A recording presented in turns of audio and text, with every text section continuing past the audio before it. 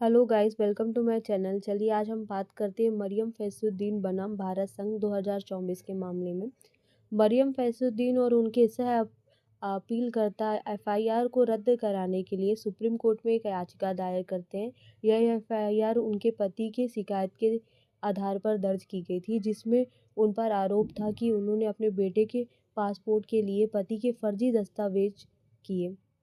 इस पर आईपीसी की धारा 420 धोखाधड़ी, 468 धोखाधड़ी के उद्देश्य से जालसाजी और 471 फर्जी दस्तावेजों का उपयोग के तहत मामला दर्ज हुआ था। 2007 में इन दोनों की शादी हुई थी। शादी के तुरंत बाद ही यूके चले गए थे और वैवाहिक विवादों का शुरू हो जाने की वजह से ये दोनों जो मरियम जी हैं 2008 में भारत आ गई थी और उन्होंने एक बेटे को जन्म दिया था। पासपोर्ट के आवेदन के लिए उनको हस्ताक्षर ज़रूरी होती है, माता पिता दोनों की। तो मरियम जी ने अपने पति के फर्जी हस्ताक्षर कर दिए और जैसे ही उन्हें के पति जी को ये बात पता चली, उन्होंने एफआईआर दर्ज करा दी।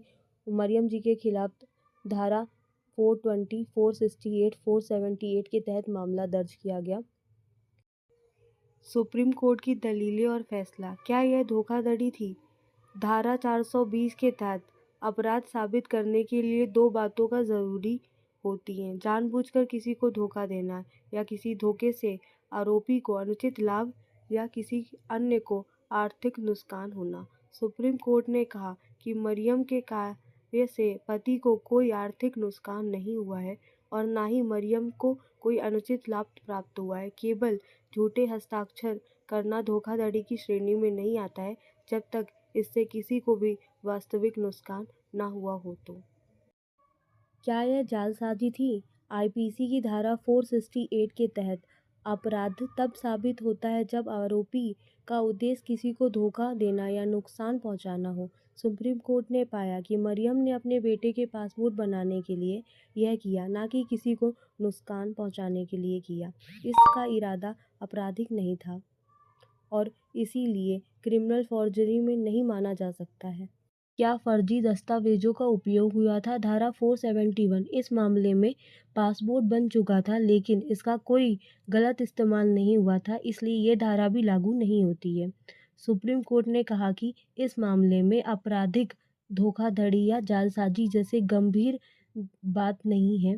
अगर यह पारिवारिक विवाद था तो इसमें क्रिमिनल केस नहीं बनता है, यह मानते हुए कि इस मामले में कोई वास्तविक अपराध नहीं हुआ था।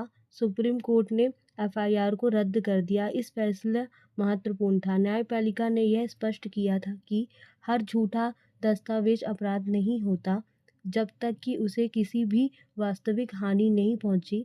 पारिवारिक विवाद और आपराधिक धाराओं का दुरुपयोग नहीं होना चाहिए, इसीलिए ये जजमेंट को पास किया गया।